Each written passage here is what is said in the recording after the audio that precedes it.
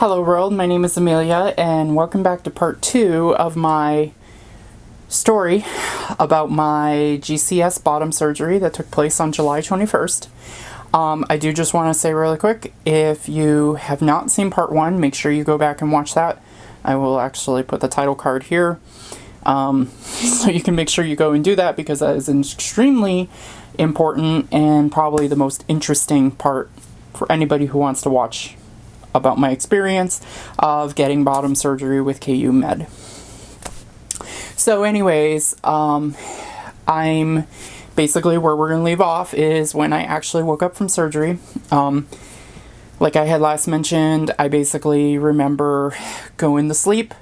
And then I did mention that I confirmed that there was something that I don't remember, something that happened in the OR room that I don't remember. Somebody told me that they actually do specifically remember the anesthesia person telling me when they were finally starting to give me the knockout gas, they told me to count back from 10. And they said I actually did. I don't remember that. So anyways, they knocked me out, and as far as I'm aware of what happened while I was out, this is partially speculation. But anyways, they had me under, and the first thing they did is they intubulated me. That means they put the tube in my nostrils. I do have evidence of that obviously happening, because if you go back and you look at my first video I posted about a week or two ago, the morning that I woke up, or that night, I think, yeah. Or no, the next, I don't even know when I recorded it, to be honest. I had a really bad sore throat. It actually took me a while to actually finally get to the point that I was well enough to start talking normally. It really did inhibit my ability to talk normally. So anyways, I remember, excuse me, as I was about to yawn, I remember the very next thing that happened was I woke up. I went from literally laying on this metal table looking up and seeing the OR lights to the next memory I remember is very slowly coming to. It was almost like waking up from a nap, like they've actually said it's like. And the first thing I remember is, Amelia, it's time, it's your surgery's over. And I was like, what? And surprisingly, it was very interesting. It was very interesting because there was only one person there. I was expecting to almost like wake up with like a team of people around me, but it was only one person. The tube was already out of my nose. They had already... I think I woke up, and then that's when I realized that they had put a second IV in my left arm, like I told, because I started with only one in the right. Apparently they did a left one while I was in surgery.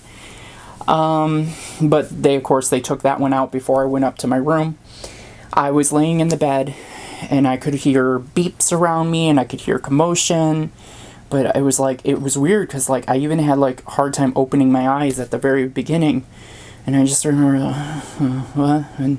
And then it was just very slowly, this person, and he was just like, Amelia. And finally I came to, and I remember the very first thing that came out of my mouth, the very first question I said was, what time is it? He told me that the time on the clock was 6:20. Later, I ended up inquiring more. I found out surgery started at roughly 1:15, 1:20. They said my surgery was over by 5:20. So that actually means my surgery actually went very good. It only took like 4 hours instead of the 5 that I was originally told. I'm actually told that... I was told by Dr. Gray later that my surgery actually went very, very well. She said I had tons of skin and tissue to work with. She claimed that my depth was amazing. She said, I think you're going to be very happy with the results when everything is finally healed over. But that's a whole nother topic for me to probably talk about at the end of this video. So I very slowly woke up, and they gave me some graham crackers, which of course, you'll note that I said I had a gluten allergy. And it was funny because the guy just went and got graham crackers, which technically was against my allergy wristband, but whatever. I didn't care. It didn't upset my stomach or anything. I remember laying there, and I remember one of the first questions he asked me was, okay, I seem to remember them doing that psych test about being like, okay, how many fingers am I holding? That wasn't exactly what they did, but it was something to confirm that I was fully aware. And they asked me, okay, is there any family you want us to call to let them know that your surgery went well? And I can remember saying no, which is kind of sad and unfortunate because I basically do not have family. Even though my family lives very close by, I have family that's not interested in being involved in my surgery in any capacity, sadly. He disappeared for a minute, and then a moment later, this guy came back, he was the anesthesia guy.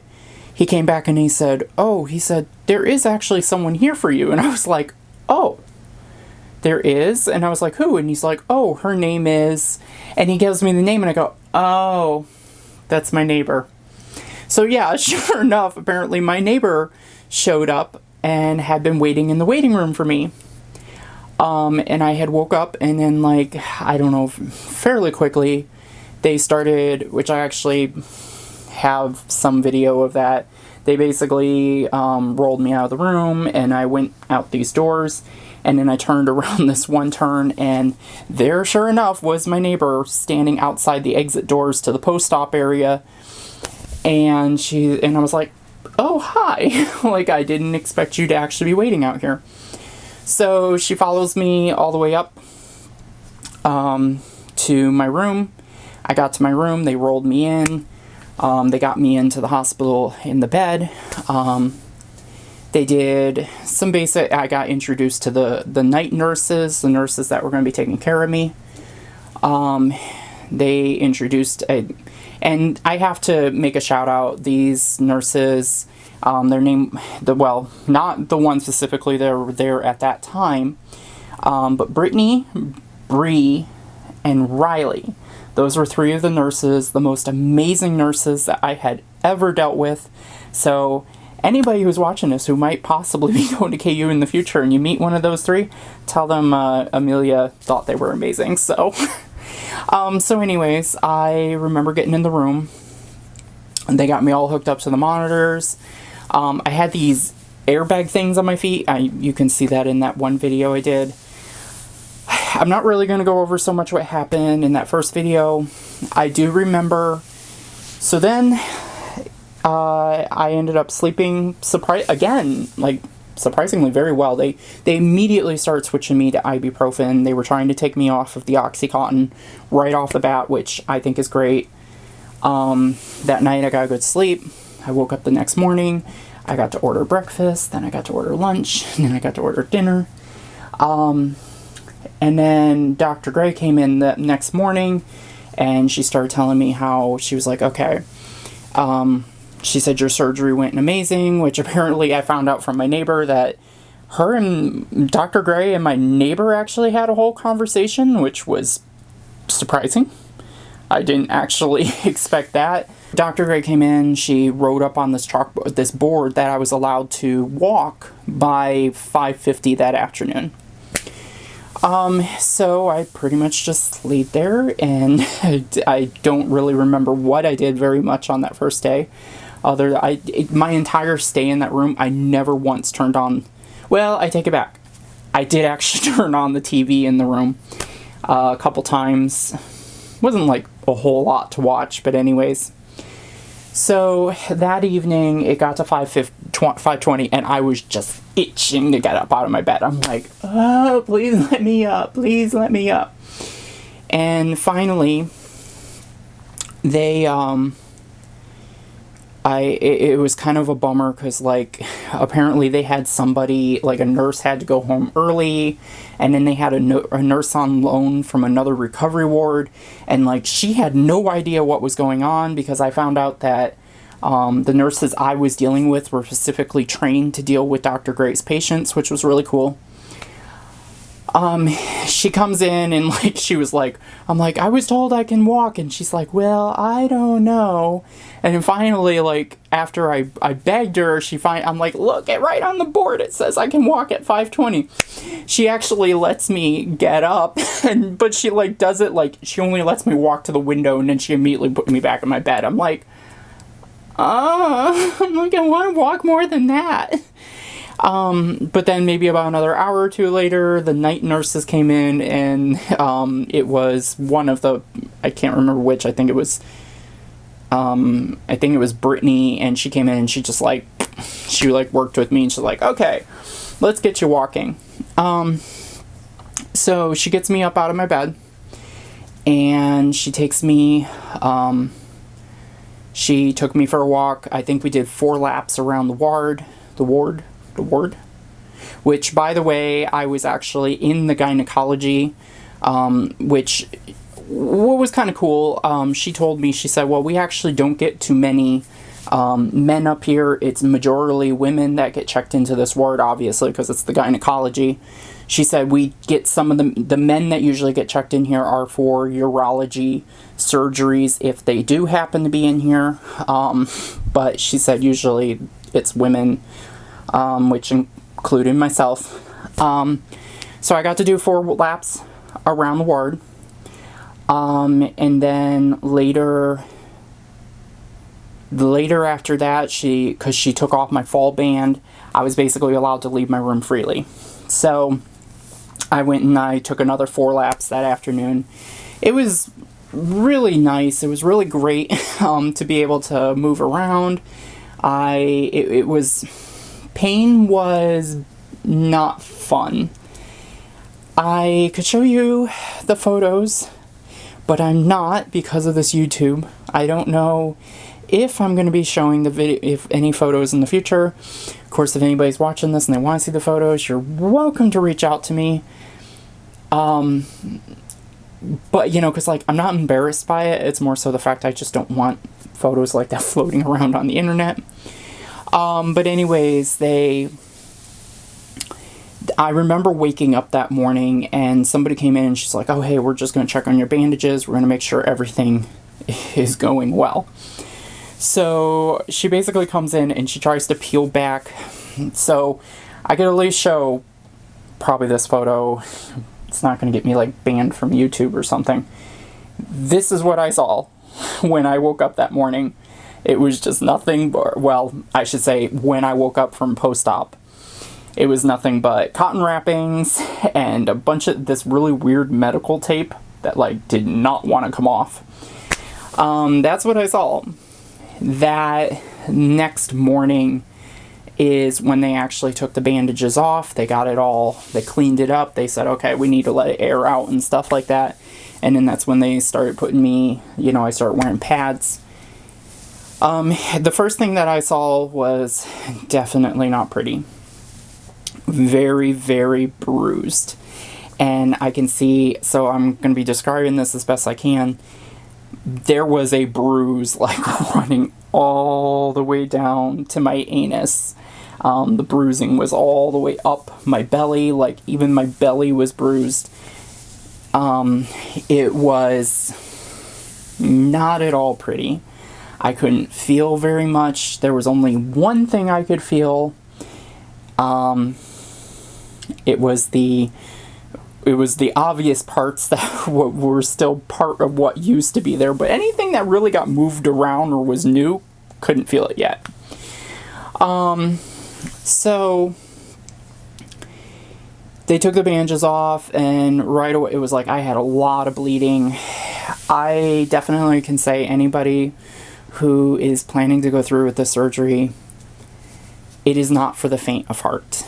You need to be ready to deal with this kind of surgery because it really is, it really takes a certain level of preparedness to go through with the surgery. I mean, like I said in my first part of this video, I never once regretted what I did. I never once regretted getting the surgery done, but for the most part, it was just one of those things where it's just like, it's just, it's not pretty. So anyways, I did have one little problem that happened. And what happened, so after they cleared me to start walking on that next day, that evening, it was like 11 o'clock, and of course they taught me how to, so I had a catheter in, and the nurse was coming in every few hours, emptying my catheter, like things were going really good. I felt like I was being really taken care of. Then that evening, it was like once I finally woke, all of a sudden it was like the nurse attention was starting to die off right away, which was kind of sad, to be honest.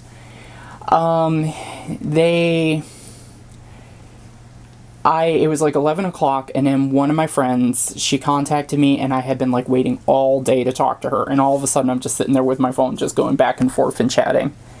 And finally I remember before I knew it was 3 in the morning, and I was laying there, I was like, okay, I need to go to bed now. And I remember looking down and looking at my catheter bag, and I was like, ooh, like it's starting to kind of get full. So I ended up, which I'm going to probably do a separate video. It might be like a part 3, kind of getting a little more into like the medical way that things worked.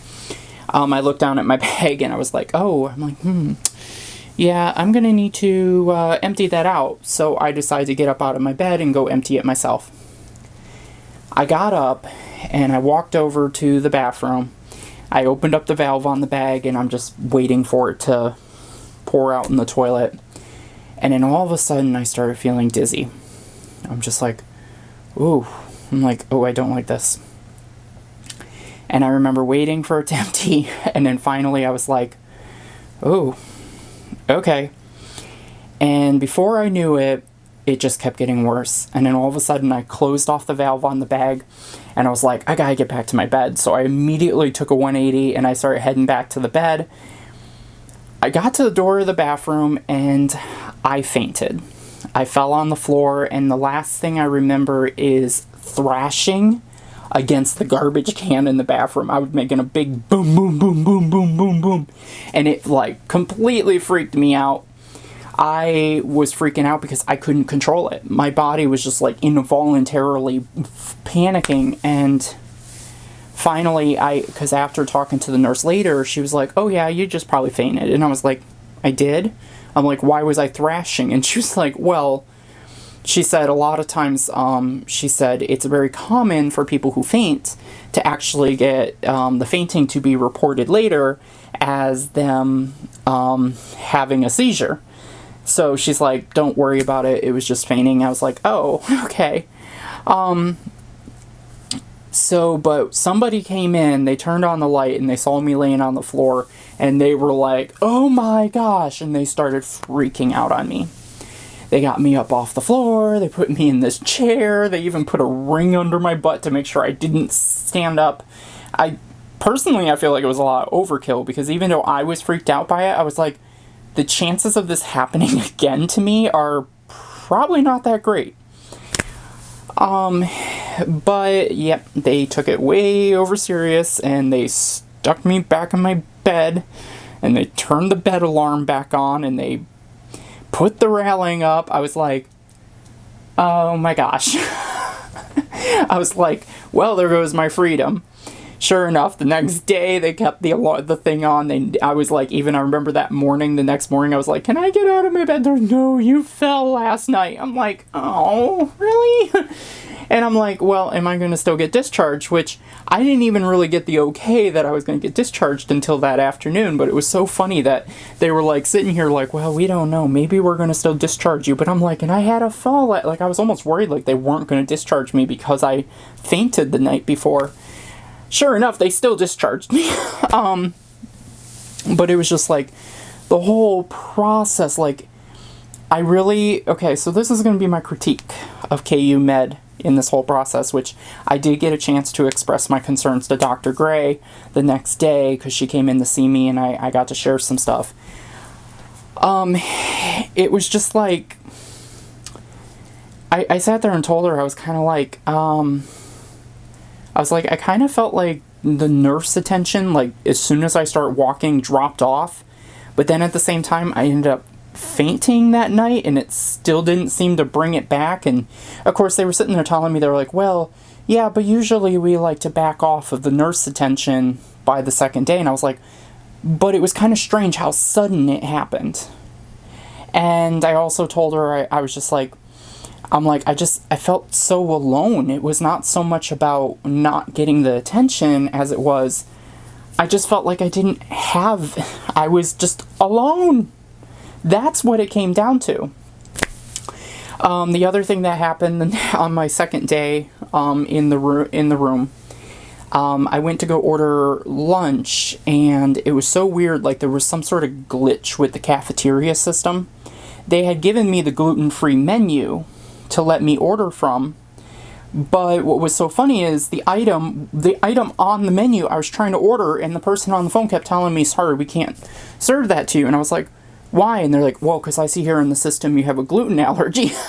And I was like, but it says right here that it's on the gluten. And he's like, well, I don't know, the system, blah, blah, blah, blah, blah. He's like, I would have to go talk to a nutritionist or something like that to find out. And I was like, but I don't even have an actual allergy. It's just a sensitivity.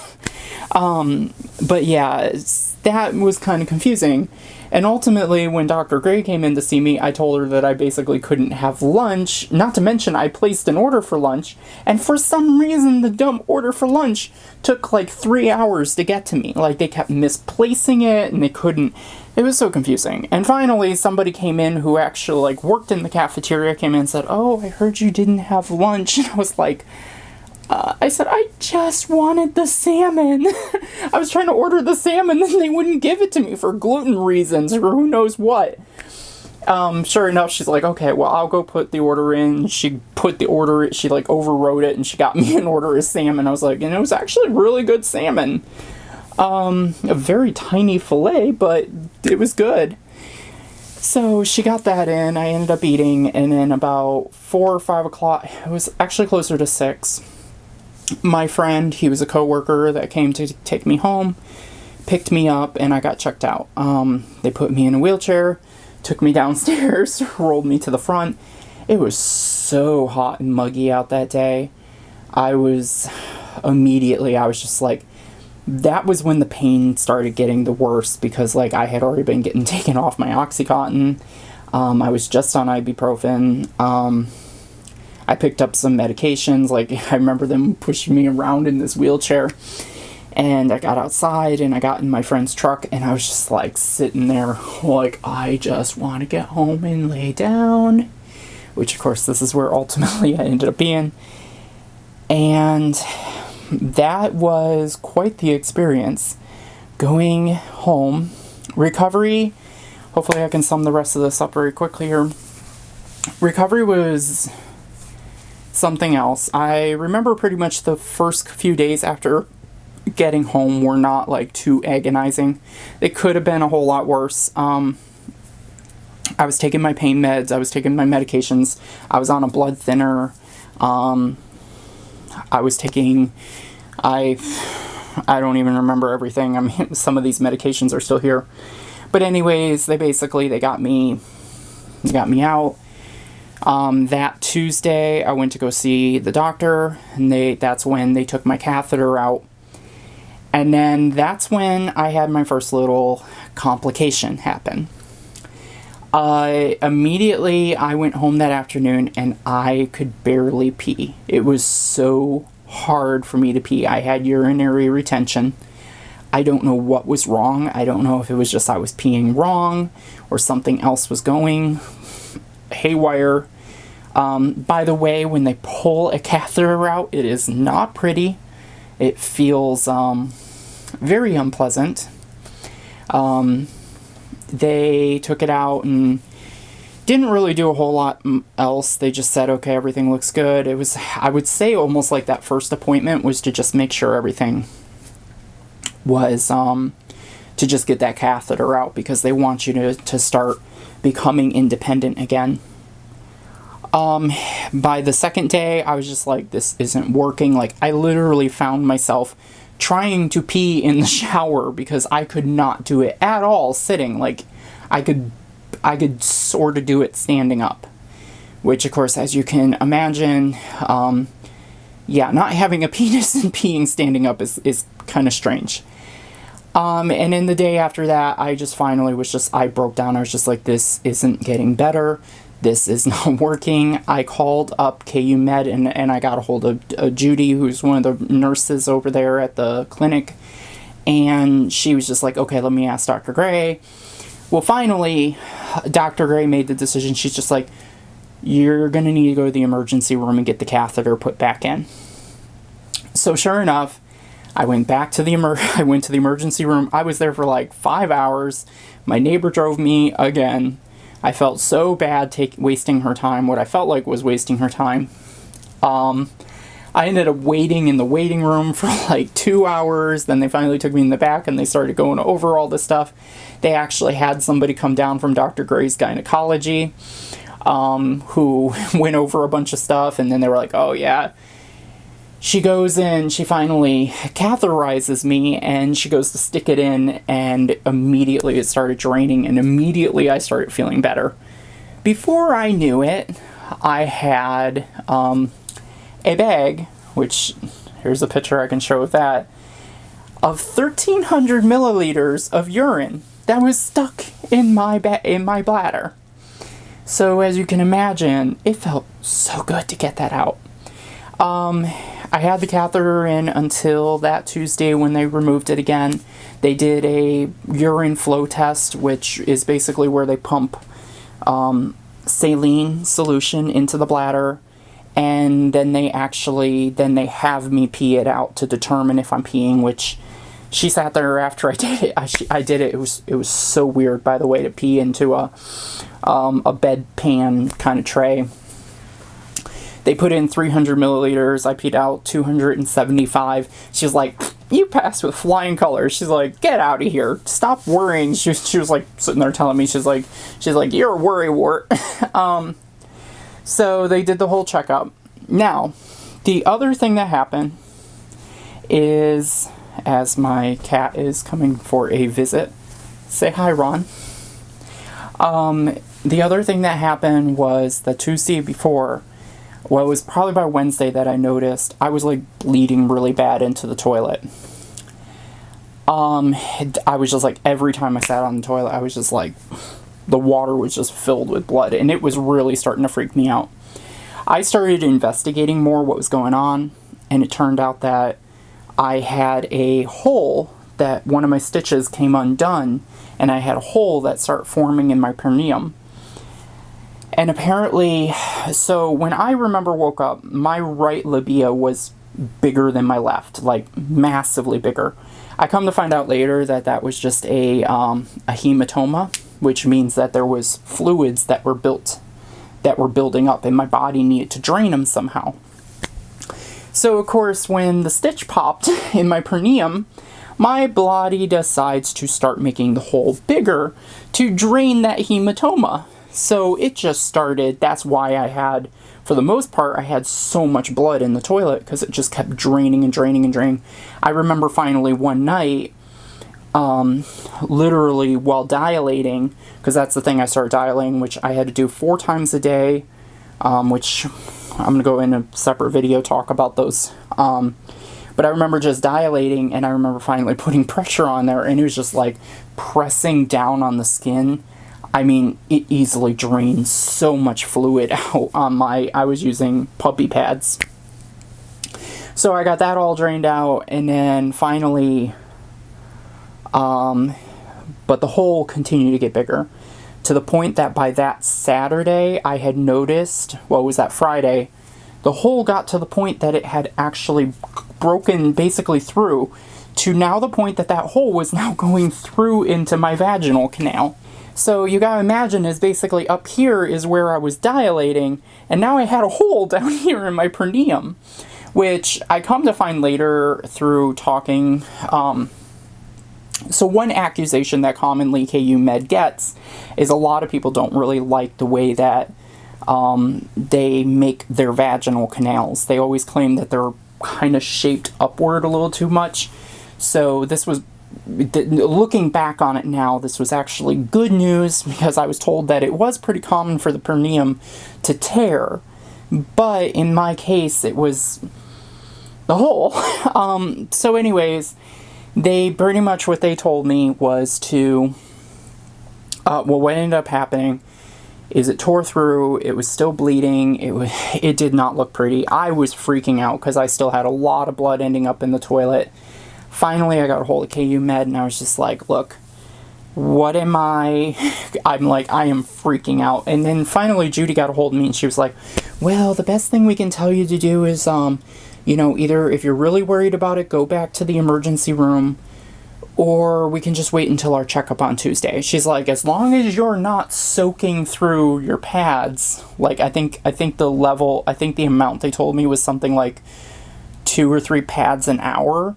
She said, it's really not that big of a deal. And I was like, oh, really?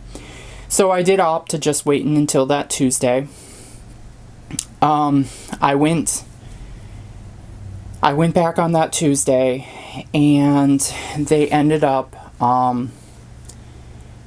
taking a look. She had me come in earlier. Dr. Gray actually drove directly. She got off at the hospital. She came straight to the clinic just to see me. And she got down, and it was so funny because Judy comes in with like Q-tips, and she starts poking in there, and she's like, oh, okay, I see the hole, and she was being all gentle. And then Dr. Gray comes in, and then she's just like, it was so funny because it didn't hurt for me, but it was just so amusing because she was just like cram, like cramming her fingers in there, and she's like, oh yeah, here's the hole, and she's like, but ultimately she ends up making a decision, and she's like, well, she said, we're going to have to just fix this later. Basically what she ended up instructing me is she said, this might seem kind of strange, but she said, I'm actually going to go ahead and tell you to just start dilating through the hole that tore. She said, because basically what your body has done is, you know, she told me it drained the hematoma, but primarily what she told me was she just said, well, it's just easier for you to dilate, because she said what happened is now that those stitches tore, basically your perineum opened up, and now what I made to be the hole has now moved up. She was just telling me how that's going to make it harder to dilate, etc., etc. So she basically said, start dilating through the new hole. She said, we're just going to have to decide on taking you in for a revision. I pressured her for a revision date. She basically said, well, I don't really know. She said, we can maybe do it at 6 weeks. I said, well, I really would like to have this done before I go back to work, primarily for the fact that I'm actually on disability. I don't have any vacation time to be able to come back for a revision. We also want to do it before the year is up because of my insurance reasons. I just said, we need to do it as soon as possible. And she says, well, we can decide later if I can maybe do it at 6 weeks or so. So I will be finding out this Tuesday if they're going to be able to do the revision then. I came back the next Tuesday. This time I saw Peggy, who was amazing. By then, I think within a couple days after seeing Dr. Gray, my bleeding completely stopped. I haven't had any bleeding since then. Dilating has been going amazing for me. I have been getting down to the full, as far as I can tell, down to the full depth of the dilator. So yeah, it pretty much hasn't been that big of a deal. Peggy came in and she did agree with me. She said, I will be advocating for you to get this fixed by 6 weeks, like Dr. Gray said. Hopefully she can do it.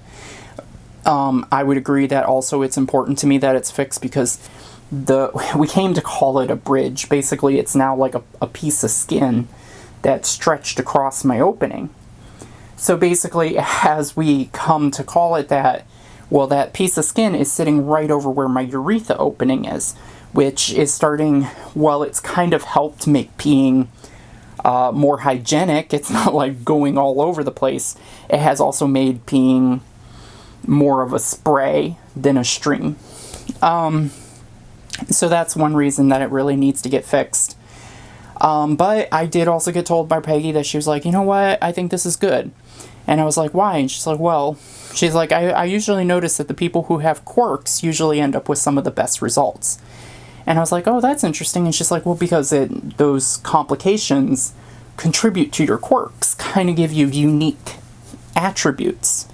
And I was like, oh, well, that's a kind of a cool way to look at it. I mean, it gives you a good way of looking and thinking about it. And she said, well, she's like, well, when we go in there and we cut this like skin bridge, she's like, that's gonna kind of give you like labia minora, which is it's very rare for a trans woman to get that in a post-op surgery, to get minora. Usually majora, because of lack of our surgical plastic surgery technology, it's very hard to get minora as part of a result. So she was like, well, that's actually good. And I was like, okay. So, I mean, so far I can look back and now in retrospect I can say, you know, result doesn't look too bad. I'm pretty happy with it. I can definitely see where it's going to go. And my cat is waving his tail. So I can definitely say I'm pretty happy in that so far.